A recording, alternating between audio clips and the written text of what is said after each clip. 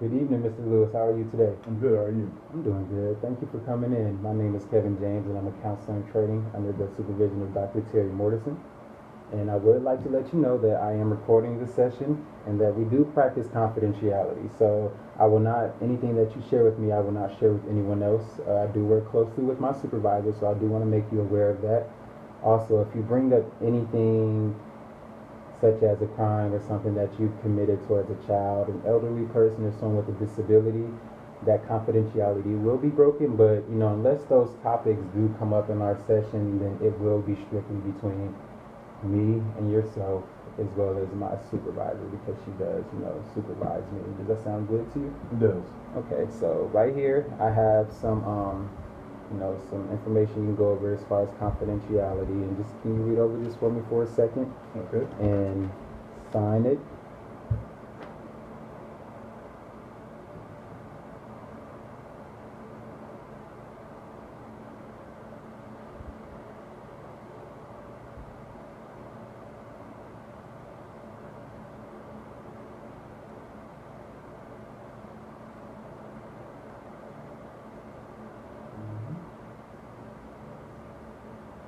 I'm good. Thank you, sir. No problem. All right, so do you mind if I address you by Marcus during the session, sir? That's fine. That's cool. Okay. All right, so Marcus, tell me what brings you in.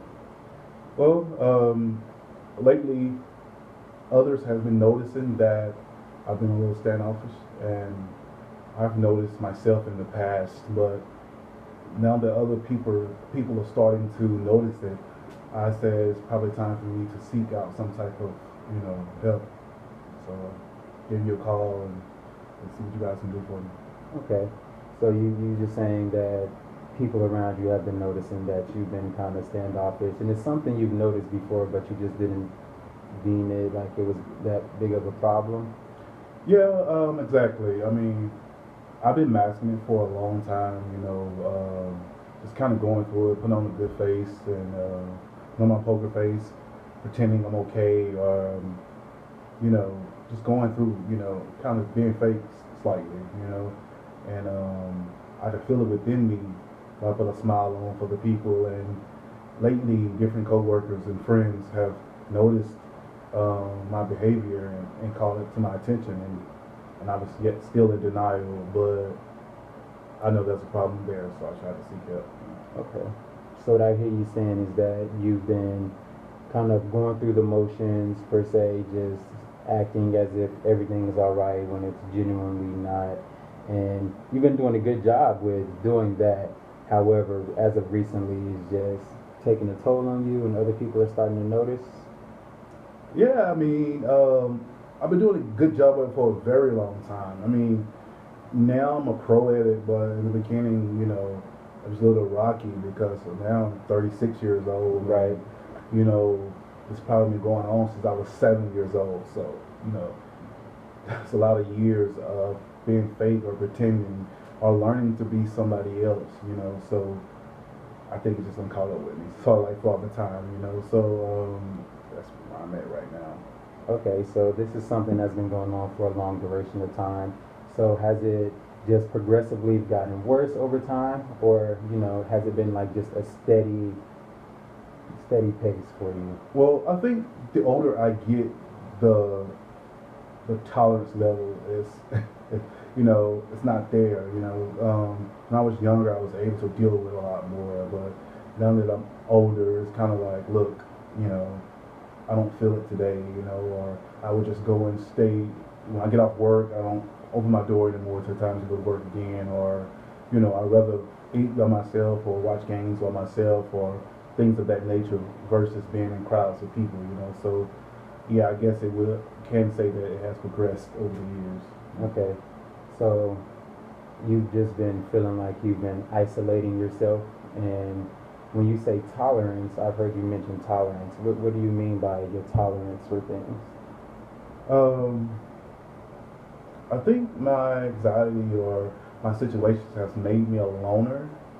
So, but when I was younger, when I was 18 or 25, I was able to just be fake with people and say, hey, let's go out this weekend and hang out and have the best of times. You know, my mind does not operate like others. So my thing would be we done went out and spent all this money hanging out, and I didn't have fun, you know, because I really wasn't there mentally. So I just started saying, you know, hey, I'm busy, or making up excuses not to go out or hang out because I didn't want to. I didn't want to be fake the whole day. You know, I don't been fake at work and things of that nature. So I don't want to continue to be fake after I'm off work. So I just tend to go in my little cave and just shut everybody else out. Yeah. Okay. So it sounds as if before you didn't mind just doing this, going with the flow, but now as you're getting older, you don't find it necessary to do so. You rather spend your time with yourself than spend time with others that one you might not even like or per se want to hang out with, and that you might not be having a great time with. Yeah. I mean, I think so let me explain something to you, Kevin. Like, long time ago, I had a situation when I was 7 years old. Um, my dad was a big sports fan. You know, he played softball, and you know, I went to one of his games. You know, there was like a pride moment for me to go to one of his games. And after the game, you know, we was all huddled around and enjoying each other's company. And actually, the next day, my mom and dad was going to get married. So my dad got into an altercation with a guy, and ended up the guy got a gun and killed him. And he literally fell on me. So like at that moment, I wasn't a kid anymore because I have four sisters and then my mom. So immediately I had to become the man of the house. You know what I mean? At 7 years old, imagine that. You know, I'm still in first grade and don't know no better. You know, barely know how to tie my shoe and write my name, but now I'm the only man in the house. So I gotta protect my sisters. You know, I gotta protect my mom. I had that mindset at a very young age, but after that, nothing was never the same, you know. And then I found basketball. You know, basketball became my passion, and I played junior high, and then I went on to high school, became a high school phenom. You know, went on to college and was successful in college as well. But then I injured myself, so like the whole thing started over again. So I'm starting to feel the same way now as I felt then. Okay. So I hear you saying at 7 years old, you were at a time that you were going to enjoy something that, your father shared with you. It turned out to be something that was very tragic. And at that moment, that's when you felt like your childhood was kind of taken from you because you had to, or you felt the need to step up to the plate for your mother and your sisters. Then you were able to cope by playing basketball. Right. And then eventually that had a tragic ending as well. So now the feelings that you experienced prior kind of resurfaced. Yeah, I can say that because I don't let people get close to me, now that I'm older, because I'm trying to avoid that same hurt and or tragedy. You know what I mean? To say if I decide to date or marry and then an end or they die or something like that, I don't know if I can deal with it. You know what I mean? Because tragedy after tragedy, a person only can take so much. So I think that's why I shy away from people, just kind of like stay in my own little bubble, and I can't hurt myself, or I think I can hurt myself. But at the same time, there are people who are around me who want to be a part of my life, and they can't because I'm being so isolated. Mm-hmm. So that's what I need. That's what I need to work on, because it's not fair to the people around me because of my past. If that makes any sense. Okay. So what I hear you saying is you're trying to learn to not associate your future with your past, and Correct. by doing that, you stay to yourself. Correct. To avoid, spontaneously someone leaving or, a death per se, or something of that sort. So recently, how have you been, just trying to cope with that? Have you found a way to cope with those feelings? I haven't. It's part of the reason why I'm here. Basketball is still the thing that helps me. So the NBA season is from late October until June every year. So those months out of the year helps me because there's about 3 games a week and they're about 3 hours long, and that's a highlight of my week. Waiting for the next game to come on. So I still can have a part of the game, to be a part of my life because that's something that I love, even though it was taken from me. And so here recently, like the NBA Finals was, a month ago, and I enjoyed it. But once it was over, it also kind of sort of felt like it was another tragedy, because I don't have it anymore. It's just going away for a few months, but it's still how I feel, because now I'm isolated in isolation because I don't have that source of entertainment or that source of comfort because the games are not on. Right. I mean, it's only so much YouTube you can watch, but it is a problem. I'm aware of it. And others are starting to be, conscious of it as well. Okay, so I hear you saying that basketball is your avenue to get away from those negative feelings or thoughts that you might have associated with others. Yeah, I mean, when I play basketball, I don't think about anything else. That's understandable. As adults, we think about bills and we think about, what's going on with our family members and who's sick and who's in the hospital. But when I get a basketball and I'm playing basketball, I don't think about absolute anything. I played today actually, and I haven't even eaten today, but I forgot that I was hungry because I love basketball. I just go into a different world when I'm a part of the game. So yeah, it definitely is a tool to help me in that area. So basketball is your getaway. That's your My vacation. Yeah. Yeah. Vacation where you don't have to go too far. Correct. Okay, I understand that. So at this moment, have you tried, to involve yourself more physically, with basketball and things of that sort while the NBA season's gone, Well, I've said recently that I was going to make it a goal to go to the gym every day, and play more.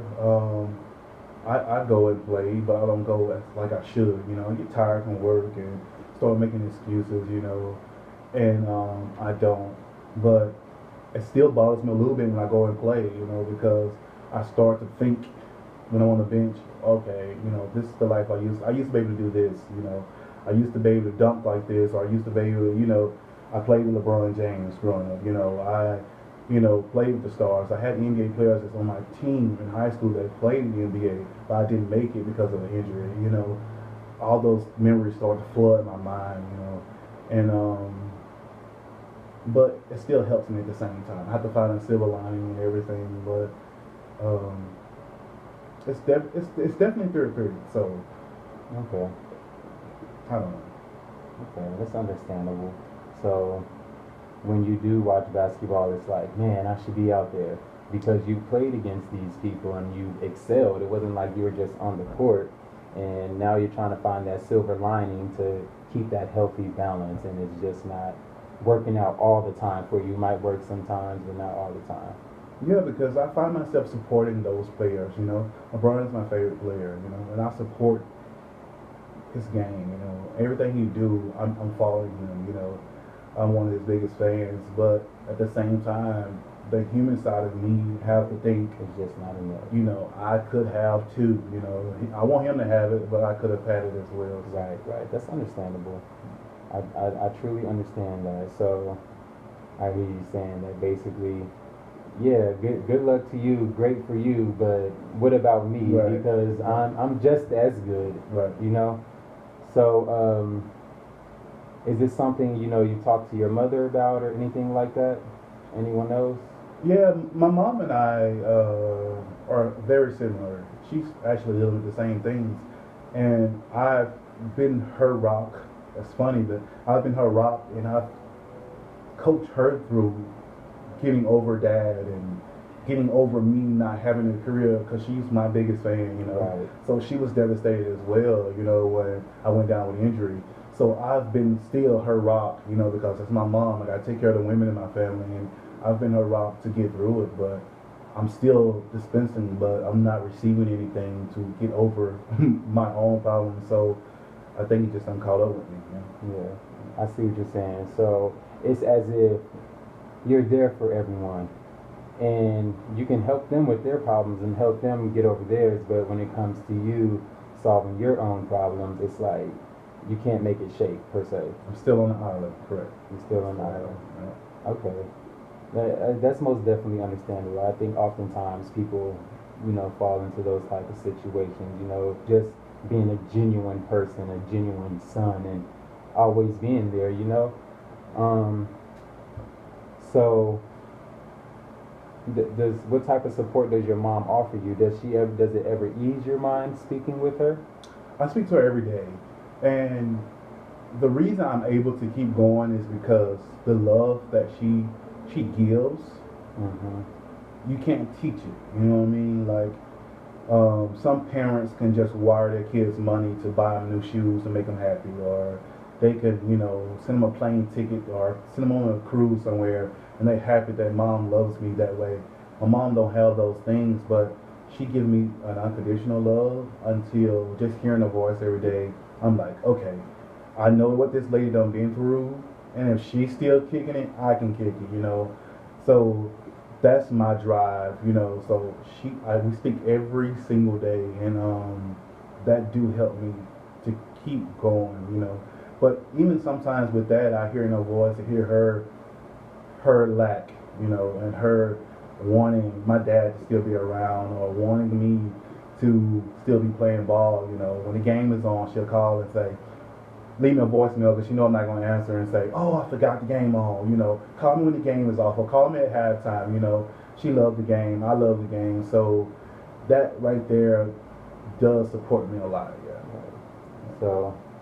So I hear you saying that she tries to keep a positive mind, and sometimes you can hear it in her voice that she's not 100%. Right. But as long as you can hear her voice, that keeps you going. It keeps me going. Yeah.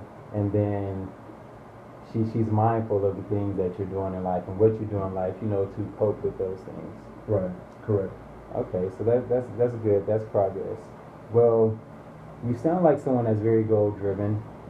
So at this moment, what I would want to do is I would like to set up our next sessions, and I would like to schedule some sessions where we might meet, or have an interaction, 4 times minimum a month, once a week at least. 2 of those might be for face-to-face interactions, for us to move forward and trying to get you into a treatment and things of that sort, so we can work together to help you overcome this. Does it sound like something you would like to do?